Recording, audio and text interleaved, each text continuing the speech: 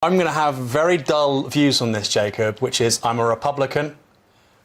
This is not the top of my political agenda. And if we could slim down the royal family, put a little bit less money rather towards the hangers-on, that would do for me in the short term, I think. We would keep the guillotines in the garages. We don't need to get them out just yet. But you are a Republican. Yet. You would like to have Monsieur Macron equivalent. I think that, look, and I think it's, again, I keep on saying this, I think it's important for your audience to sort of recognise this. It's a hugely complex argument. You know, Montesquieu in the, 16th century? He noted how actually it was republics who were leading the sort of reinvigoration of slavery, the slave trade. The Dutch Republic, obviously the United States. And he noticed how in sort of continental monarchies it wasn't the case. So I don't think it's simply republics good, monarchies bad. However, I think if you were building a society from scratch, which we're not doing, I would prefer a republic to a monarchy, certainly. Emma? Well, I think that's the point, isn't it? That if you're going from a blank slate, then the only thing that really you could build is a is a republic. Really? Building from scratch because it works. In the sense of the kind of revolutionary utopian spirit, you don't really have, you don't have revolutionary movements. Revolutionaries are wrong and kill people and are absolutely dreadful, whereas monarchs provide us, as Charles I said at the scaffold, he was the true defender of liberty. Yeah, I've completely derailed the conversation. I agree with you, and I think that the form of government that we have here in the United Kingdom, parliamentary democracy, constitutional monarchy, is the best system of government that has ever arisen in history. I think that it is the best safeguard against authoritarianism, utopianism, revolution. It's shown its resilience over time. And I think that, as you said, this is a good example of why constitutional monarchy is a superior system of government. And I want to bring you back because everyone always assumes that the from-scratch constitution would be a republic. But that's because the conversation on government has changed from what produces the best government, which Emma was saying we've got, to what is the most democratic government. And actually, having checks and balances, as the US put in by having the Senate being less democratic than the House of Representatives, and what we have with a constitutional monarch, gets to a balanced government that is better for everybody. Well, firstly, I'd ask, do you think that the United Kingdom of Great Britain and Northern Ireland in 2023 has the best government on earth? I think we have the best system of government. Yes, I think. But is it expediting the most effective? I think parliamentary sovereignty in with an independent judiciary and a free press is the best way of having government. You've bolted on some nice things like a free, but that's got nothing to do with the constitution. They've all emerged from the constitution that we've got. I don't see. A free press is a separate issue. You said judiciary. I can understand that part of it. But the judiciary takes an oath to the king, not to the democracy.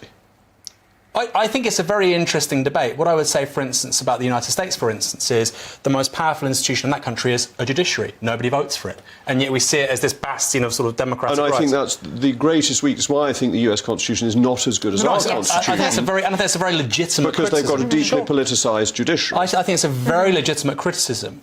But I don't think that means that we can't improve our own system. And that's probably where you and I would disagree. You would say that actually what we have with the Lords, what we have with the monarch, what we have with the Commons, etc., it is broadly what you'd like to see. I would disagree. I quite like the fact we have an independent Supreme Court. I wouldn't like something like the United States, for instance. And what I would say is, and you're going to not like this, the finest moment in this nation's history for me was when Cornet Joyce arrested Charles I. This was a humble officer in the New Model Army, and he had the power to say, I am arresting you, the king. And I think that was the most profoundly democratic moment in this nation's history. I think we should be proud of it. Actually, I'd go back further. I'd go back to John Fortescue saying that the King of England is under the law, whereas the King of France is the law. And what I think is so interesting is that here we are, when was he writing? Around 1485. So here we are now, and actually this is still true, that our constitution works because the government is under the law. Is Prince Andrew under the law? Of course he is.